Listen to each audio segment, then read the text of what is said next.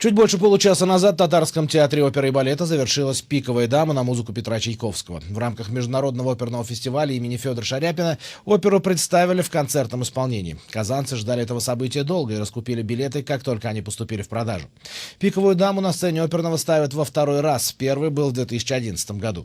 Отметим, фестиваль проходит в столице в 34-й раз и стал настоящим брендом всей республики. Диана Богомолова окунулась в атмосферу музыки.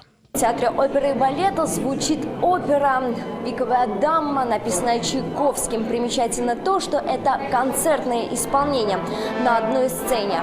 Хор, солисты, оркестр. Одновременно 150 человек.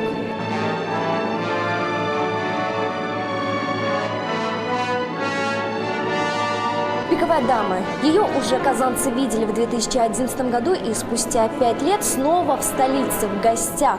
У артистов непростая задача – без грима, костюмов и декораций передать всю историю «Пиковой дамы» путем своего голоса. Задача непростая.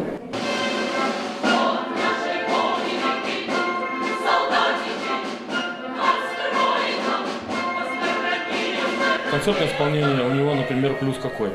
Здесь ты стоишь, прямо вот он, зритель перед тобой. Они тебя слушают в чисто вокальном варианте, можно сказать, да? Ну или почти вокально. Можно немножко играть там.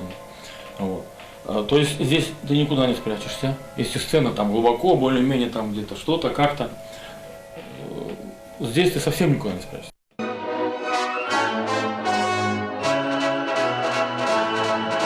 «Пиковая дама», несмотря на свой новый облик, всегда пользуется успехом у зрителей. И казанцы эту оперу ждали давно. Раскупили билеты, как только они попали в продажу. Люблю Чайковского и особенно «Пиковую даму». Евгения Онегина тоже, но почему-то «Пиковая дама» меня больше трогает. Музыка такая, знаете, немножко трагическая, немножко... Вообще люблю Чайковского. Почему «Пиковая дама»? Ну, во-первых, одна из самых любимых опер. Во-вторых, я очень люблю концертное исполнение. Я очень люблю концертное исполнение, когда ты знаешь произведение с первой до последней ноты, и тебе ничто не мешает, ничто не отвлекает от голоса, от оркестра.